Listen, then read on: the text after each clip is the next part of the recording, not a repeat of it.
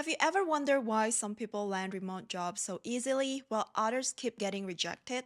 The secret is not just finding a remote job openings. It's having the right skill even before you hit apply. So today I'm breaking down the skills that you need to work remotely and how you can start mastering them today. If you're new to my channel, my name is Dian. On this channel, I share everything about travel and remote work, as well as tips on how you can land remote job or start making money online so you have the flexibility to work from anywhere you want. And if that's something that you're interested in, then make sure to click the subscribe button so you don't miss any future videos. So here's the thing. Remote job might sound chill, like working on the bed in your pajamas, or from the beach in your bikini, like what people usually picture when they think about digital nomad. But companies aren't hiring for comfort.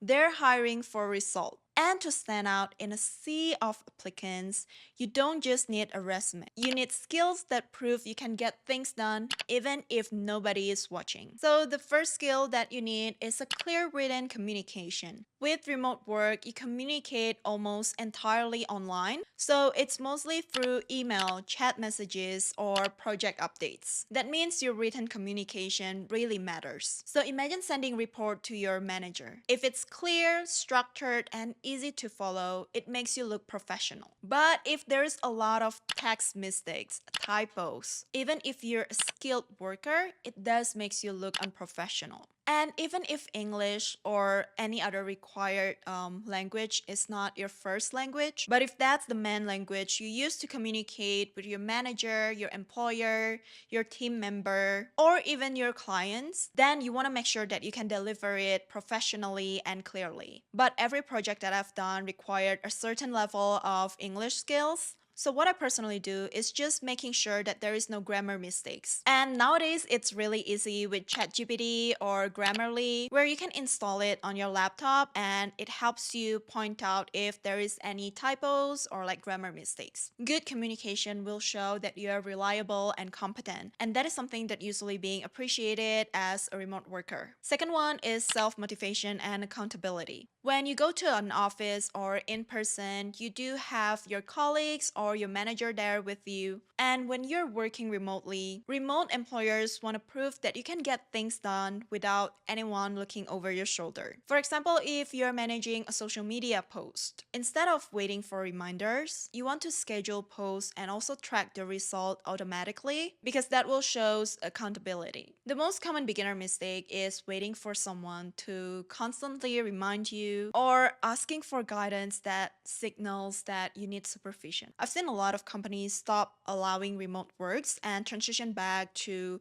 full-time at the office or hybrid, where some days you can work from home and some days you have to go to the office. So if you're someone who want a fully remote job, then make sure that you have this accountability and show it to your employer that you don't need a constant guidance. Next skill that is really important is digital literacy. You usually have to pick up new tools quickly and use them efficiently. For example, if your team switched to another project management tool, you want to learn how to navigate and use it properly. With remote work, we do use a lot of different websites and tools. For example, Asana, Slack.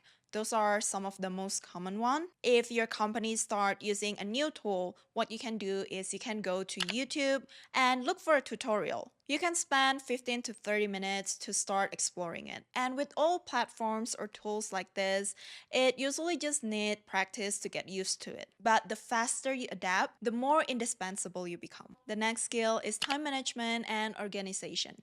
So to be completely honest, remote work comes with a lot of distraction, whether you're working from home or you're working from another country. So whether you have your pets at home distracting you or being in a new country where there's a lot of different activity or different things that you want to explore. But that doesn't mean you can just abandon your work and start exploring. Employer cares about how you structure your day and meet deadlines. So one thing that I found really helpful is having a consistent work schedule. So no matter where I am, whether I'm in Thailand, Mexico, Japan, I always have the same work schedule. Some tools that I found really helpful with time management are Google Calendar, Trello, or even a paper planner. You just want to make sure that your tasks and deadline are clear. Yes, remote work gives you a lot of time flexibility. For example, instead of spending 15 to 30 minutes getting to work, you now have that extra time to spend in the morning. But don't fall in the trap of misusing the flexibility that you have. Next skill is adaptability and problem solving. One thing that I've noticed is with remote work, things evolve very fast. There's always a new software, unexpected deadlines, or even time zone differences. So things always change constantly. So you need to have this mentality of approaching a problem with a solution first mindset. If you think about it, if you're working from the office and you have your managers or your colleague aside you, it's very easy to ask for guidance. But with remote work, most of the time you do have to figure it out yourself, or it takes longer to ask for guidance from your colleague or your manager. But I gotta say, if you build and improve these skills, it will opens up so many opportunity. The next skill is collaboration and team etiquette. So even though you're working remotely, you're not seeing your colleague or your manager face to face, you're still a part of a team. So you have to communicate clearly, participate actively, and be accountable. For example, during a Zoom meeting,